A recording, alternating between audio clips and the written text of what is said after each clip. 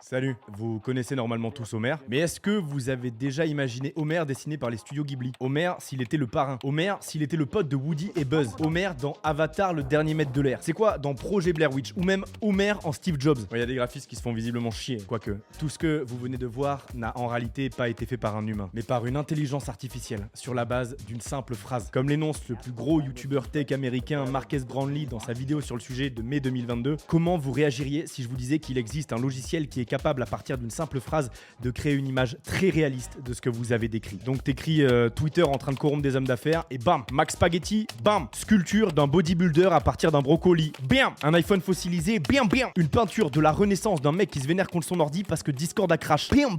Et il y a tout un Reddit d'images comme ça et de phrases qui leur correspondent toutes plus ouf les unes que les autres. Et ça marche trop bien et dans n'importe quel style demandé. Et à chaque fois, l'IA te propose même plusieurs versions de ce que t'as écrit. On peut aussi partir d'une image et lui demander des variations. On a essayé avec ma photo de profil, le visage qui s'ouvre avec l'armature robotique derrière et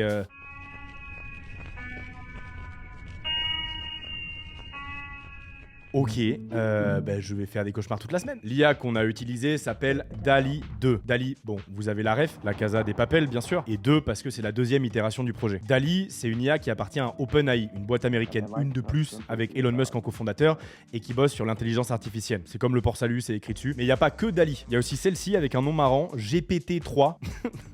Voilà, c'est l'analyse la plus poussée que je pourrais vous en faire. T'as vraiment introduit GPT-3 avec la blague GPT là. T'abuses. Bon, je vais quand même te l'expliquer. GPT-3, c'est Generative Pre-trained Transformer de troisième génération. C'est un modèle d'intelligence artificielle avec lequel tu peux communiquer en fait, avec lequel tu peux parler. Moi par exemple, je me suis amusé à mettre GPT-3 sur Tinder et à le laisser draguer des filles. Et ça marche. Ça marche bien. Ouais. Lui, c'est Anis, il vit à Marseille. Et devinez quelle est la boisson la plus consommée là-bas? Du Ricard, exactement. À base de quoi? D'anis. Eh vas-y, j'abandonne avec tes blagues là. Anis est ingénieur en intelligence artificielle et il a d'ailleurs une chaîne YouTube à laquelle vous devriez aller jeter un coup d'œil. Et pour notre sujet du jour, ça va être compliqué de trouver une plus grosse pointure que lui sur cette plateforme. Ah vas-y, stop, je vais rougir. Bon, concrètement, quand vous lancez DALL-E, c'est juste une barre de recherche avec un bouton Run. Hop, et là, la magie opère. Pour créer des images aussi réalistes, tu te doutes que l'IA ne va pas juste chercher différentes images sur Internet pour les mélanger, comme ce qu'on pourrait s'imaginer de base. Ça va vraiment bien plus loin que ça. Dans la phrase « Bob l'éponge conduit une F1 », il comprend les concepts de qui est Bob l'éponge, en quoi consiste l'action de conduire et ce qu'est une F1. L'IA ne se contente pas juste de reproduire, elle essaie littéralement de comprendre ce qu'est notre monde. Ça, c'est la première étape, ce qu'ils appellent clipper. Alors, Clip, c'est un formidable modèle d'intelligence artificielle développé par OpenAI. Ouais, tu travailles pour eux ou quoi? Dis-nous, tu veux de l'oseille? Clip, du coup, ce qu'il va faire, c'est que tu lui donnes une image et il va réussir à te décrire l'image. C'est-à-dire qu'il va réussir à comprendre qu'est-ce qu'il y a dans l'image et à trouver les bons mots pour décrire cette image. C'est trop stylé. Mais le plus fort, c'est la seconde phase qui est toute nouvelle avec cette version de DALL-E, la diffusion. La diffusion, ça repose en bref sur un principe hyper cool, en tout cas moi que je trouve hyper cool pour être honnête. C'est exactement la même manière que les enfants par exemple apprennent à dessiner ou que toi t'apprends à dessiner. C'est-à-dire que tu vas regarder une image, tu vas la regarder et après tu vas fermer les yeux, tu vas prendre une feuille et essayer de reconstruire l'image. Et ben ça apprend exactement de la même manière l'intelligence artificielle. C'est-à-dire que tu prends une image, tu rajoutes beaucoup de bruit, jusqu'à que tu puisses plus la voir. Et après le but, ça va être à l'IA de réussir à débruiter l'image pour reconstruire l'image. Et donc en fait en faisant ça, tu vas apprendre à partir de rien ou de quasiment rien à dessiner l'image. Et après tu prends juste le modèle de débruit, tu mets ce qu'on appelle les embeddings, les vecteurs du texte de Clip. Et du coup, elle va apprendre à débruiter dans le sens du vecteur. Et donc, ça va réussir à te produire une image qui ressemble au texte que tu veux. C'est limite un combo de 2 IA DALL-E, quoi. Bah, en fait, ouais, DALL-E, c'est un combo de plusieurs IA. Hein. Il y a le travail sur GPT-3, etc., qui a servi à tout ça. Il y a le travail sur Clip. C'est pas juste un petit jouet dans une armoire. C'est des vrais pans de recherche au niveau mondial sur les communautés d'intelligence artificielle. Et en fait, pour réussir à avoir DALL-E 2, il y a plein de petits projets d'IA avant. Et pour ça, il y a des centaines de chercheurs autour de la planète. C'est de la science assez avancée. Ah oui, j'avais oublié de vous le dire, mais si pour l'instant vous voulez jouer avec DALL-E, ça va être un peu compliqué. J'ai bien essayé d'avoir un accès en vous mettant à contribution sur Twitter pour interpeller son co-créateur. En vain. Pour vous dire, si Marques a eu un accès il y a longtemps, c'est parce qu'il est pote avec Elon. Et aussi qu'il a 16 millions d'abonnés, voilà bon. Mais si toi aussi tu fais partie du commun des mortels, mortel, bah tu dois t'inscrire sur une liste d'attente et patienter environ 1000 ans. C'est une fourchette à plus ou moins 999 années près. Comme l'explique Anis, l'accès est vraiment très limité. Il distribue des clés petit à petit au compte-gouttes. Et devinez qui, à force de patience, en a eu une et qu'on ponce littéralement pour faire cette vidéo. Oui. Bon, après, il faut pas imaginer que c'est un outil qui est capable de faire des trucs hyper avancés directement. Il y a quand même des problèmes. Hein. Par exemple, quand on regarde certaines images, quand on regarde de loin, on peut se dire waouh, c'est stylé, mais quand on commence à regarder d'un peu plus près, on commence à voir des détails où l'IA fait totalement n'importe quoi. Ce qu'il faut comprendre, c'est que DALL-E au début, et encore une fois, comme on l'a dit, c'est un enchaînement de plusieurs modèles d'intelligence artificielle.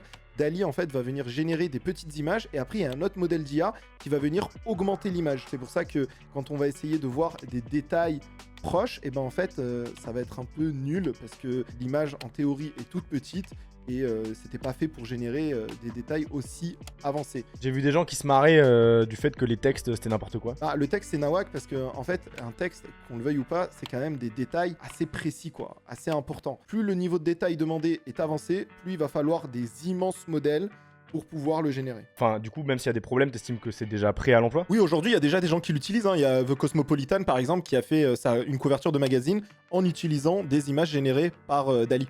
Ok, d'accord. Mais si elle est prête, alors pourquoi ne pas la laisser accessible à tout le monde? Eh bien, pour la même raison que les créateurs d'emblèmes complètement personnalisables des Call of Duty d'il y a quelques années étaient une très mauvaise idée, les gens, avec un outil de création, même s'il n'est pas prévu pour ça à la base, finiront par faire des saloperies avec. En gros, les mecs de chez OpenAI ouvrent et donc testent doucement le comportement humain pour adapter l'IA en fonction et éviter qu'elle ne finisse par générer des trucs de cul ou des contenus violents sur demande. Si tu veux pas qu'une intelligence artificielle génère des trucs de cul, et ben en fait, il vaut mieux les filtrer en amont. Et donc, ils ont mis en place des filtres, encore, et ils ont entraîné des intelligences artificielles pour filtrer, tu vois. Donc là, c'est des IA qui entraînent des IA, bref. Et ils se sont rendus compte d'un truc assez intéressant, c'est qu'au-delà de filtrer uniquement des images pornographiques, ils commençaient à filtrer des images de femmes qui n'étaient pas des images pornographiques et ils commençaient à mettre en place un biais. Ça m'est arrivé, j'ai eu un cas comme ça où on parlait d'Emma Cake-up sur mon stream et justement j'ai montré sur Twitch à un moment une photo d'elle sur son Instagram où elle était en sous-vêtements et je me suis fait ban instant de Twitch parce que justement un bot est passé, a cru que c'était du porno, donc je comprends pourquoi.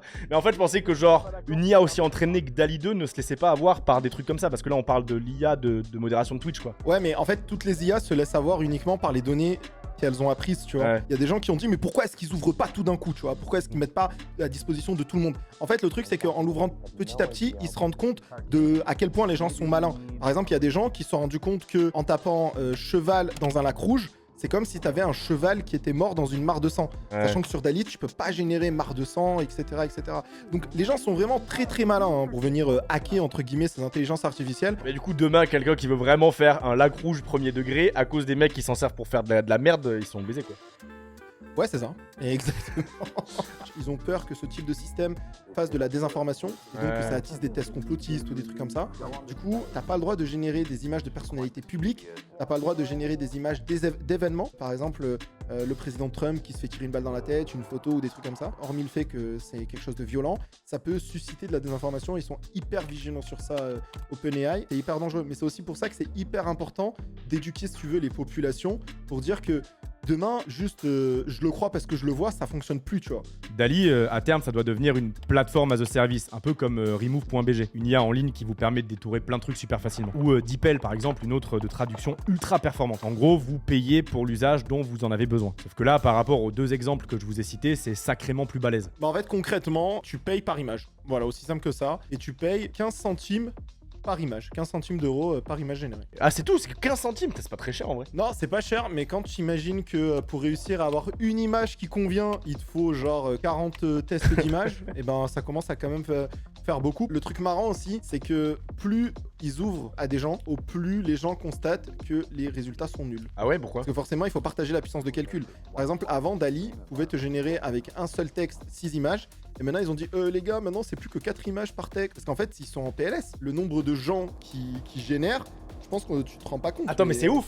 Ça veut dire que plus une IA est utilisée, plus elle est faible. Moins elle est performante. Bah oui. Ah, c'est un truc de ouf. Attends, mais ça veut dire que si on veut avoir DALL-E qui marche comme au début, faut un monstre. Mais en fait, ça sera jamais rentable ce truc. Ben, c'est scalable, mais c'est scalable s'ils arrivent à se faire de la thune, quoi. Et voilà, c'est maintenant qu'on arrive à la partie tunasse. OpenAI, la société qui a créé DALL-E 2, n'a en réalité rien de open. Bon, elle a commencé comme une société non lucrative, c'est vrai, mais aujourd'hui, pour faire tourner ses machines et rémunérer les développeurs qu'elle a volés à Google, elle se doit de faire rentrer de l'argent. Alors elle est passée semi-profit organization, en gros, juste de quoi rémunérer les actionnaires et faire tourner la boîte, mais c'est tout quoi. C'est clairement pas avec ça qu'Elon Musk veut faire le plus d'oseille. En revanche, ceux qui vont réellement pouvoir se faire de l'argent avec DALL-E, ce sont les graphistes et les designers. Pour eux, ce genre d'IA, c'est un outil et une source d'inspiration absolument sans limite. Au choix pour se donner une base de travail, mais aussi pour éditer leur création beaucoup plus rapidement. Ah oui, parce que je vous l'ai pas dit, mais si vous donnez par exemple une image de maison avec une piscine à DALL-E et que vous lui demandez de retirer la piscine et de la remplacer par un champ, elle est capable de le faire. Vous imaginez le temps que ça peut faire gagner? D'ailleurs, il y a un truc de très marrant à faire avec cet outil de retouche. On peut s'amuser à faire évoluer une image d'un point A à un point B. Genre simplifier un chat ou démoderniser une Tesla petit à petit, tu vois. L'interprétation que fait l'ordinateur, c'est incroyable. Autre option, vous pouvez aussi lui demander d'imaginer ce qu'il y a autour d'une image. Genre là, par exemple, c'est ce qu'il y aurait pu avoir autour de la Joconde. Enfin, vous voyez la puissance du truc et ses usages de dingue. Mais il n'y a pas que l'IA qui va servir à beaucoup de graphistes. Un autre outil peut filer un sacré coup de main à pas mal de graphistes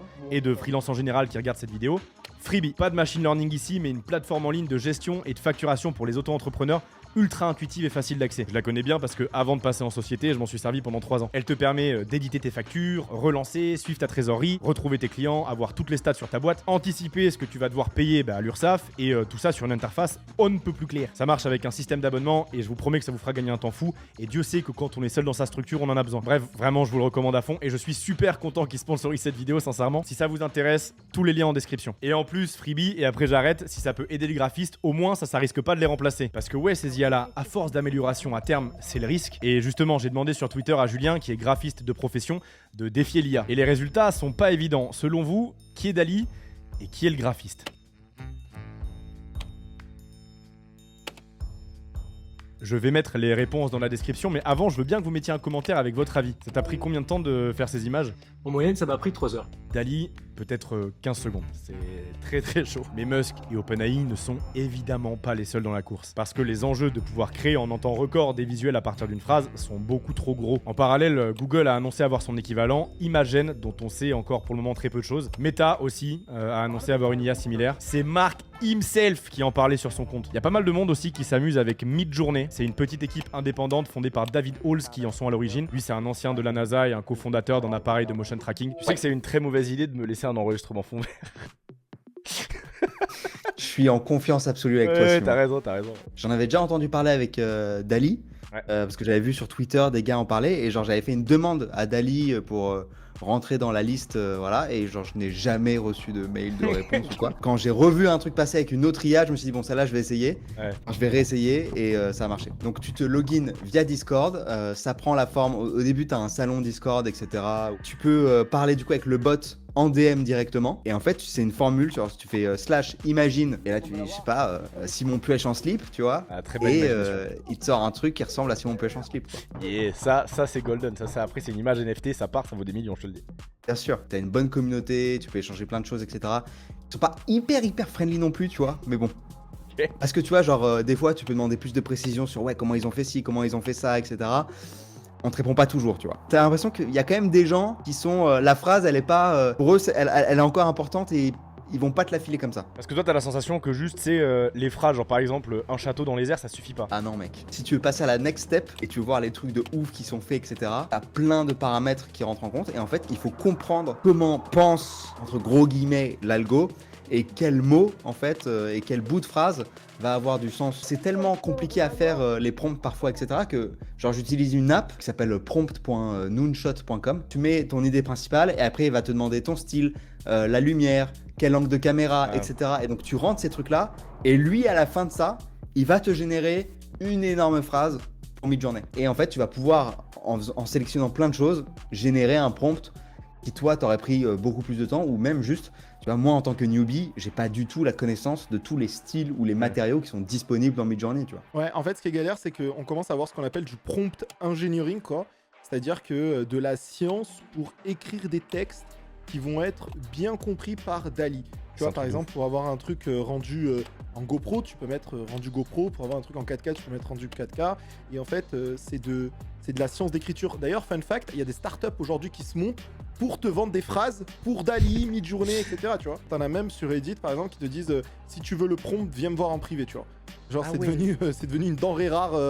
Le texte pour pouvoir générer sur Dali 2 quoi. Il y a Vision of Chaos aussi qui crée des images absolument diaboliques qui feraient sûrement stresser Satan tellement c'est weird. Stability.ai aussi, enfin bref, chacune a sa particularité. Il y a même dans un registre un peu différent Nvidia Canva qui rend réaliste un gribouillis que vous feriez. Parce que moi je vois beaucoup de gens sur Twitter dire regardez, Midjourney fait des trucs mieux que Dali, etc. En fait, il faut comprendre que ça n'a rien à voir quoi. C'est exactement si tu allais comparer un livre d'Harry Potter avec un livre du Seigneur des Anneaux en disant mais l'histoire d'Harry Potter est mieux dans Harry Potter et l'histoire du Seigneur des Anneaux est mieux dans le Seigneur des Anneaux. Tu vois, ça n'a rien à voir. C'est-à-dire qu'en fait, tu vas avoir des objectifs différents. Par exemple, le but de Dali, ça va être de créer des photos qui sont réalistes ou des photos proches dans différents styles, alors que le but de Midjourney, c'est de créer des œuvres un peu féeriques, des œuvres un peu artistiques, tu vois. Il y a ça, il y a le cas d'usage. Après, les deux autres points importants pour dissocier les modèles d'intelligence artificielle, en fait, c'est les techniques. C'est-à-dire que le modèle là qu'on parlait tout à l'heure de diffusion de Dali, dans Midjourney par exemple, ils n'utilisent pas le même modèle de diffusion. Ça s'appelle un truc qui s'appelle le Disco Diffusion, tu vois. Et après, tu vas avoir aussi le nombre de data qui ont servi à entraîner et les types de données, encore une fois, qui ont servi à entraîner. Et après, bien sûr, tu as aussi combien de puissance de calcul tu es prêt à mettre pour entraîner ton intelligence artificielle. Et en fonction de ça, tu vas pas avoir les mêmes résultats. Mais clairement, c'est de Dali qu'on entend le plus parler. Et c'est parce que, pour le moment, ce sont eux qui, du moins sur Internet, présentent les résultats les plus probants. Oui, parce que les fails sur Twitter ou même sur le reste d'Internet, les sociétés à l'origine de ces IA, elles essaient un peu de les mettre sous le tapis. Comme ça, par exemple. Ça peut donner des trucs marrants aussi. Comme quand on lui demande la PS6, comme pour tout produit, les IA sont marketées, chacune pour se prétendre plus efficace que c'est l'avenir du concurrent. Les enjeux d'image sont très importants. Il y avait d'ailleurs un mec qui s'était amusé à reproduire Dali en beaucoup moins performant.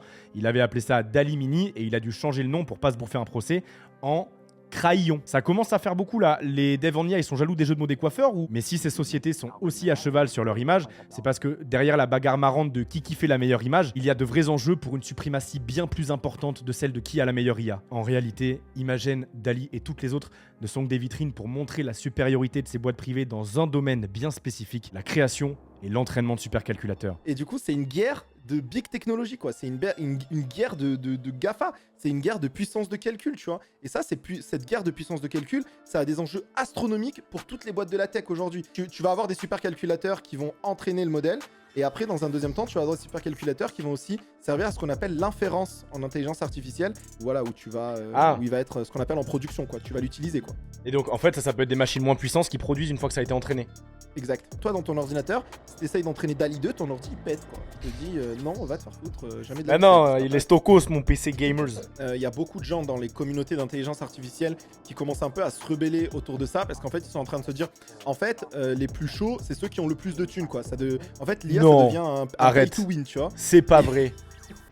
Et du coup, tu as des entreprises aujourd'hui qui décident d'avoir la logique inverse et qui décident d'entraîner gratuitement, on va dire, des super modèles et de les mettre à disposition des communautés. C'est ce qui se passe par exemple avec Stable Diffusion, qui est un modèle qui est en open source, qui donne des résultats en vrai assez proches de Dali 2 et qui est totalement gratuit, tu vois. Tout ça pour dire nique Google. Ouais, tout ça pour dire nous aussi, regardez, petite boîte, on peut le faire, donc venez acheter nos prestations, tu vois. Donc au final, on en revient toujours à la thune. Toujours à l'oseille. Ouais, vous avez bien compris. Ces intelligences sont hébergées sur des machines énormes dont l'emplacement est évidemment tenu secret et qui coûtent littéralement des millions, voire des milliards, aussi bien en hardware mais surtout en software. Entraîner une intelligence pareille, ça demande une puissance de calcul monstrueuse si on veut faire ça dans des échelles de temps raisonnables. Et par conséquent, elles sont uniques et liées à leur machine. En gros, pour le moment, c'est impossible de reproduire Dali sur ton téléphone ou sur ton PC gaming, même si t'as acheté une 3090 beaucoup trop chère à un mec sur le bon coin. Là, ce sont des centaines de cartes graphiques qui tournent non-stop pendant des semaines. Ce que tu fais quand tu tapes ta requête, c'est que tu envoies le message à un supercalculateur contenant l'IA, sûrement quelque part aux États-Unis, qui elle va fonctionner et te renvoyer l'image. Et c'est pour ça que ces IA sont si précieuses. Leur complexité les condamne à être uniques. Et plus les machines que l'on allouera à ces intelligences artificielles seront puissantes, plus elles apprendront rapidement. Hier, du détourage de photos et même un peu de vidéo, aujourd'hui du langage naturel et de la création visuelle. Et demain quoi, si on demandait à la principale concernée? Can a robot write a symphony? Can a robot turn a canvas into a beautiful masterpiece? Can you